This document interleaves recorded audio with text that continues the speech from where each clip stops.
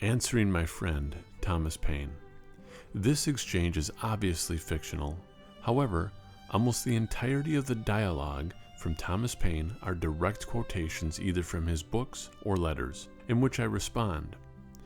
As you may or may not know, Paine played a critical role in starting the revolution against England for America's freedom.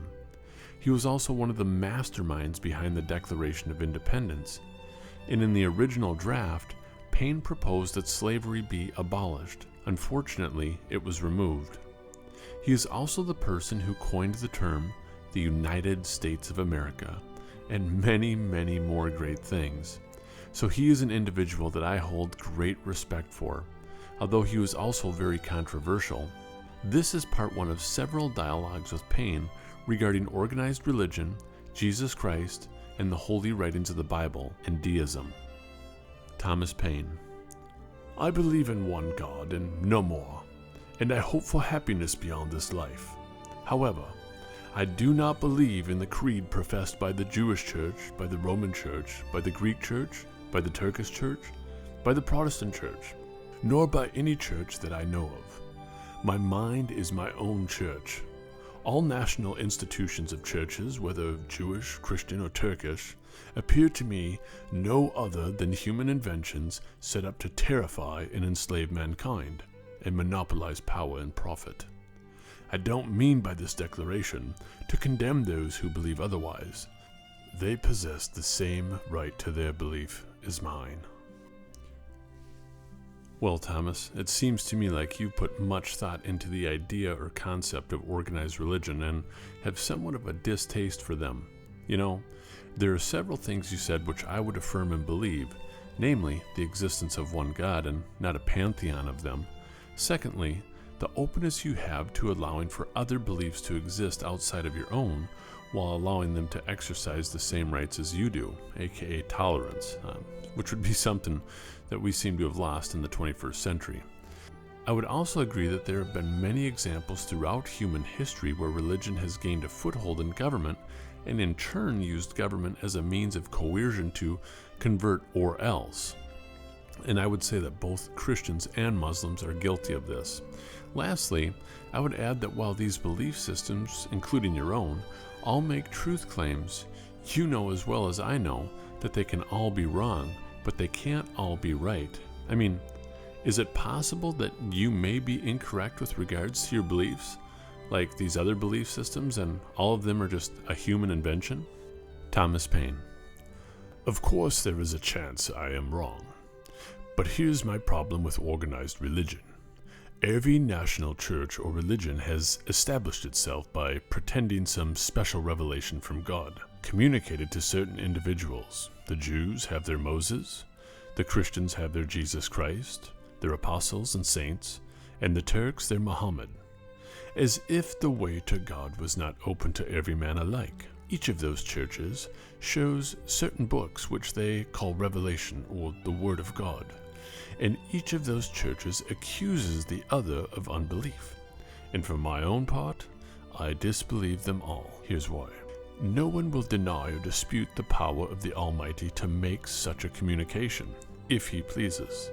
But admitting for the sake of a case that something has been revealed to a certain person and not revealed to any other person, it is a revelation to that person only. It is a contradiction in terms and ideas to call anything a revelation that comes to us secondhand, either verbally or in writing. Revelation is necessarily limited to first communication.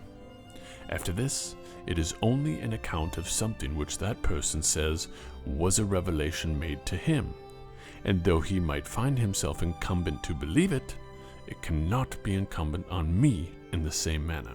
For it was not a revelation made to me, and I have only His word for that. Well stated, Thomas. To be sure I understand you correctly, are you saying that you don't believe in the Bible or any other holy book to be true on the basis that they were written by individual men who said God spoke to them and then later copied it down? Or even in some cases, perhaps many, the original revelator did not even pen what was told to him by God, rather someone else did? Thomas Paine. That's exactly what I'm saying. For example, when Moses told the children of Israel that he received 2 tablets of the commandments from the hand of God, they were not obliged to believe him, because they had no other authority for it other than him telling them so. When I am told that the Quran is written in heaven and brought to Muhammad by an angel, the account comes near the same kind of heresy evidence and second-hand authority as the former. I should also add, Joseph nor Mary wrote any such matter themselves. It was reported by others that they had said so. Concerning Jesus Christ, he was a virtuous and amiable man. The morality that he preached and practiced was of the most benevolent kind. And although there are similar systems of morality that had been preached by Confucius and many others, it has not been exceeded. But Thomas, you just stated that the information contained from many of these sources is not trustworthy because, as you know, Jesus never wrote anything, and all we have are biographies or the Gospels of him from those who claim to know him. In your book, The Age of Reason, you stated that the authors of the Gospels is impossible for us to know, as it is for us to be assured that the books in which the account is related were written by the person whose names they bear. Yet, you say Jesus was a moral teacher of great magnitude, but our early sources are works that you deem as corrupt and not factual. Also, do you believe that all the information from second-hand sources is unreliable on the basis of lack of witnesses or having not been written by the individuals themselves? If that is the case, then we can't really believe the great historians of antiquity like Cornelius Tacitus, Flavius Josephus, Gaius Tranquillus Suetonius, Livy, Philo, and countless others. Thomas Paine. No, that's not exactly what I meant. I do believe we can extract factual information from many of these authors. However, I do not believe that the miraculous events which they describe are true on the basis that they break the laws of the Almighty's firm law. Dead people do not rise from the grave, and miracles do not happen, and no good evidence is given. A small number of persons, not more than 8 or 9, are introduced as proxies for the whole world to say they saw it, i.e. the resurrection, and all the rest of the world are called upon to believe it. But it appears that Thomas did not believe the resurrection, and as they say, would not believe without having ocular or manual demonstration himself. So neither will I, and the reason is equally as good for me, and for every other person as far as Thomas. Okay, Thomas, I agree. It is pretty audacious for someone to come along claiming special revelation from God and to write down what they said was revealed to them from God and say, this is the emphatic revelation of God. The Turks, or Muslims as you refer to them as, do have what they call the Quran, which states that the information contained in it is direct revelation from heaven or by Allah himself. And I agree with you that that would be pretty hard for anyone to prove or disprove. And I believe that's where your assessment of individual revelation would be true, especially in the case of the Quran. And I don't doubt that in the future, many more men and women will do the same thing in hopes of starting a new movement or cult. But biblical revelation is a bit different. At least the Gospels are. Let me explain. Clearly, you are aware of the 4 Gospels contained in the New Testament, as you had a very conservative Christian upbringing as a Quaker. But what makes these documents unique is the fact that we have more than one account. Plus we have multiple attestation, kind of like groups of witnesses.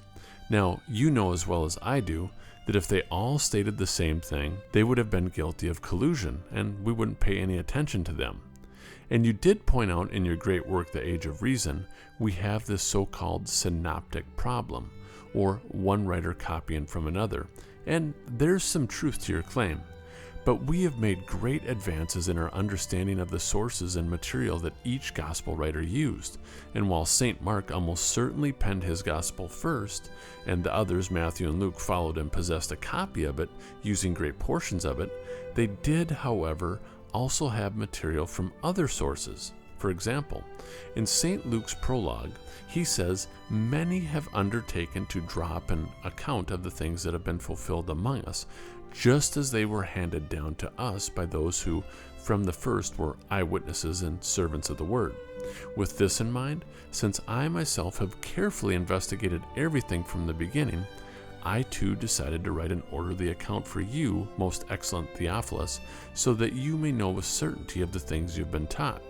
So here we have an individual who was a contemporary of the apostles and many others that had access to vital information about Jesus, stating what these people saw and heard. So while yes, up to 90% of Mark's gospel is found in Matthew, some of those verses are verbatim, and somewhere around 77% of Luke's gospel is found in Mark, they also had unique material not found in Mark. So if they copied from Mark, where did this other material come from? For example, Matthew gives us a birth narrative, while Mark does not. Also, Luke has very unique material in his gospel not found in Mark or Matthew. Think about the parable of the Good Samaritan, the rich man and Lazarus, Zacchaeus, and many others. And we know that while both Matthew and Luke contain birth narratives, they didn't copy from one another either, because their birth narratives differ, as do their genealogies. So I would agree with you if Mark came along and said, "This is what God revealed to me, and this alone is our only written account," I would be a bit suspicious too and find portions of it difficult to believe. Fortunately, that's simply not the case, as we have multiple attestation to critical events that historians agree as being factual. But most importantly, when we discuss the miracle of Jesus' physical resurrection from the dead, which you reject, we have overwhelming evidence for this, so much so that volumes and volumes of work have been penned on this. Now, this isn't isolated revelation either, because we have many independent eyewitness accounts for this. In fact, some of the most powerful and persuasive evidence for the resurrection fit into what scholars call the criterion of embarrassment. These are events you wouldn't include in your writing if you were making up a story and trying to sell it, or at least a later editor or someone from the church would have erased and fixed these embarrassing features. So women, as you know, were the first to arrive finding the tomb empty. This was extremely embarrassing for the young church because women weren't even able to testify in a court of law. So if you were starting a new movement, you would never have women as the primary witnesses for a pivotal event. Even in the 2nd century, the skeptic Celsus, while debating origin, said, "We can't trust the resurrection account because it was women that discovered the empty tomb." Now, if I were making up a story and wanted people to buy what I was selling, I wouldn't have questionable people as my primary witnesses. Rather, I would have my top person, or persons maybe, Peter, James, or John, as my primary witnesses. Again, I would be very skeptical if we possessed one account of this event. But in fact, we have many witnesses and stories of people that were skeptical, even hostile, who met the risen Jesus and changed their minds. Secondly, you mentioned that only 8 or 9 witnesses saw the risen Jesus. But St. Paul, writing a mere 20 to 25 years after the event to the Church of Corinth, states that over 500 people witnessed the risen Jesus, and some were still alive to be cross-examined. Lastly, and this is just scratching the surface of evidence, why wouldn't these Jewish men whose leader was just killed follow the tradition of almost all Jews of the day, in that on the last day, God would resurrect everyone from the dead, including Jesus? Or why not just say Jesus is reigning up in heaven? Or why didn't they copy the other typical small messianic groups that when their leader was killed, either their next of kin was the new leader or the movement died? Thomas, as a friend who agrees with you that reason is vital, we simply can't discount the Christian faith as false on the basis that we live in a different epoch of time where we don't possess direct access to the events as they unfolded. The Bible does not tell us to check our brains at the door and just have faith because someone received revelation. Instead, the Bible challenges us to test its claims at every level of intellect and reason, and in the end make an informed decision. Because if the claims are true, and Jesus did indeed physically rise from the dead, then we must follow his precepts as delivered to us in these documents that we possess.